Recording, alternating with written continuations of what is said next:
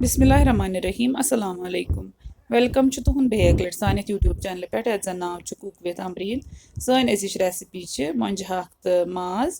recipe start करने bro अगर तुम ये चैनल पे नई छो चैनल कर सब्सक्राइब तो वीडियो वो एंडस तम चलो करो अजिच रेसिपी स्टार्ट ये रेसिपी बनाने खतर यपर निमुत यह माज यह थोमुत छिल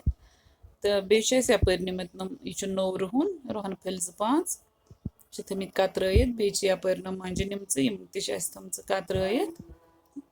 तो बे निमुत इमन मंजन हुंद हाक तो यह थोमुत छिलित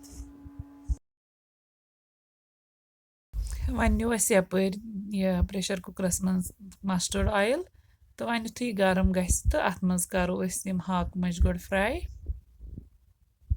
यम ज़्यादा फ्राई करने की यम हल्का फ्राई करने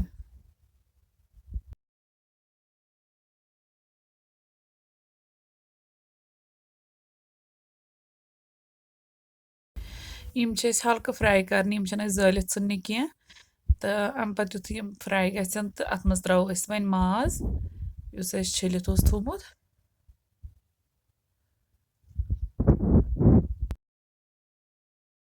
करो वन मिक्स मंज तो माज तो करो वन माज ते फ्राई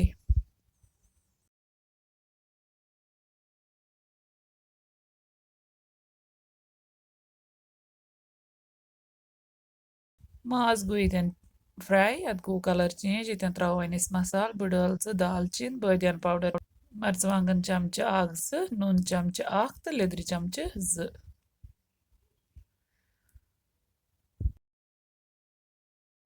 वन करो ये मिक्स मसाल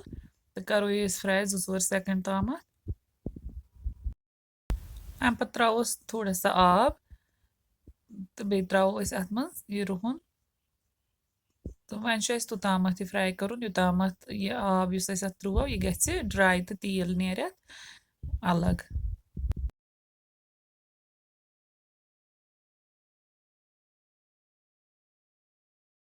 ये गो ये वन तेल सेपरेट वन करो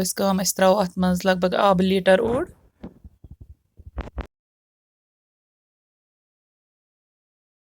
आब त्रावन पत त्रोस वन यह हाक अथ मज तो करो यह हाक मिक्स वन अत माजस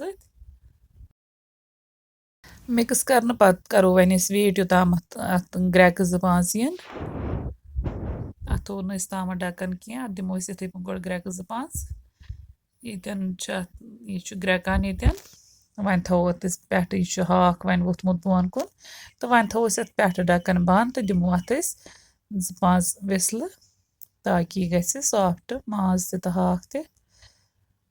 10 मिनट गसित कोर चेक अत तुलो वन ढक्कन थोद तो यह गोमुत वन माज तुमुत सॉफ्ट हाक तुमुत सॉफ्ट थोड़ा वन रूदमुत यह रस तो अत करो वन थो यह हाई फ्लेमस पे 5-10 मिनट 5-10 मिनट हाई फ्लेमस पे थवन पत सन रेसिपी मंज हाक तो माज बिल्कुल रेडी गोमुत वन करो सर्व